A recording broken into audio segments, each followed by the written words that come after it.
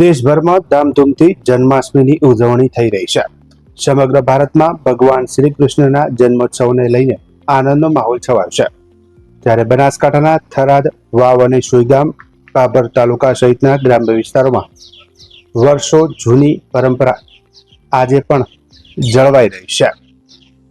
અહીંના ગામોમાં આઠમની રાત્રે મહિલાઓ અને દીકરીઓ દેશી ઢોલના તાલે નૃત્ય ગીતો કરતા ગામના તળાવમાંથી માટી લાવે છે અને રાત્રિના 12 વાગે કાનુડાના જન્મના સમય માટીની મૂર્તિ બનાવવામાં આવે છે।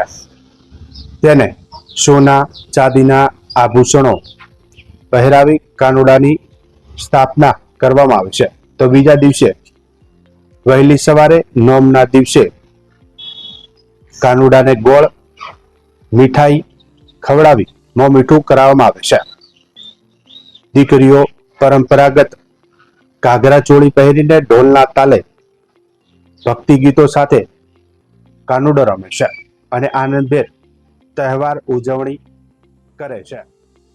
ત્યારે આજે યે ન્યૂઝ ઇન્ડિયાની ટીમે થરાદના ભીમરાવ સોસાયટીની મુલાકાત લીધી હતી, જ્યાં નટુભાઈ વાણિયા તેમજ સોસાયટીના રહીશો દ્વારા છેલ્લા 5 વર્ષથી કાનુડાની હર્ષભેર ઉજવણી કરવામાં આવી રહી છે।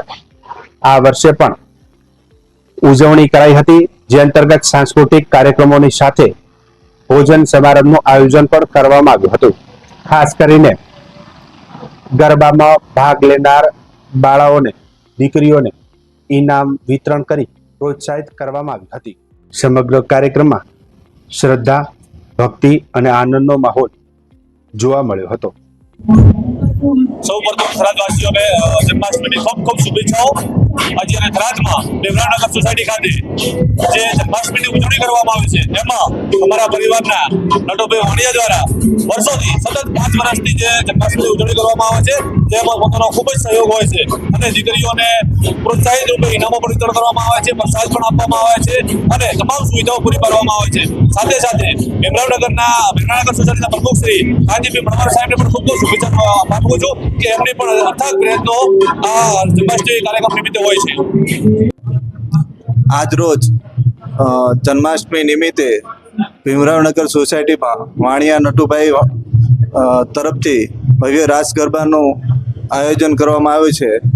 નટુભાઈ વાણિયા દર વર્ષે 5 વર્ષથી સતત બેન દીકરીઓને દાન આપી અને પ્રોત્સાહન પૂરું પાડે છે જન્માષ્ટમી નિમિત્તે। આમ તો છેલ્લા 5 વર્ષથી અહીંયા જન્માષ્ટમીનું આયોજન આપણે કરીએ છીએ અને એ કાર્યક્રમમાં આપણે બહેનો, દીકરીઓ, અમારા વાહ વસ્તીની સોસાયટી પરિવારની ગામની બેન દીકરીઓ જે સાસરે જાય છે એ પણ, અને અહીંયા સ્થાનિક જે અહીંયા રહે છે કુંવારી બાઈઓ પણ બધી કોનુડે રમે, દેશી કોનુડો આપણે કરીએ છીએ।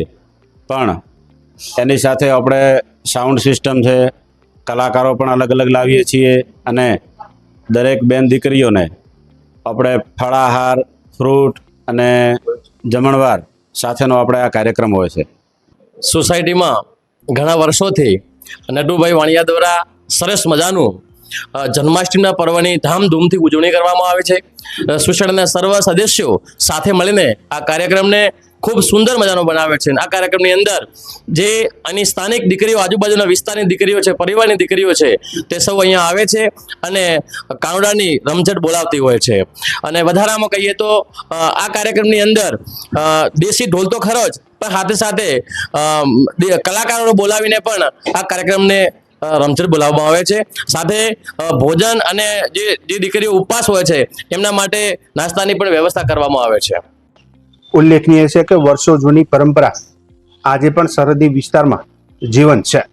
જન્માષ્ટમીના બીજા દિવસે મહિલાઓ પોતાના પિયરમાં જઈ સહેલીઓ સાથે કાનુડો રમવાની પરંપરા આજે પણ અવિરત ચાલુ છે અને દેશી ઢોલના તાલે કાનુડાને વચ્ચે રાખીને ગોળ ફરવાની પરંપરા ગામડાઓમાં જોવા મળે છે।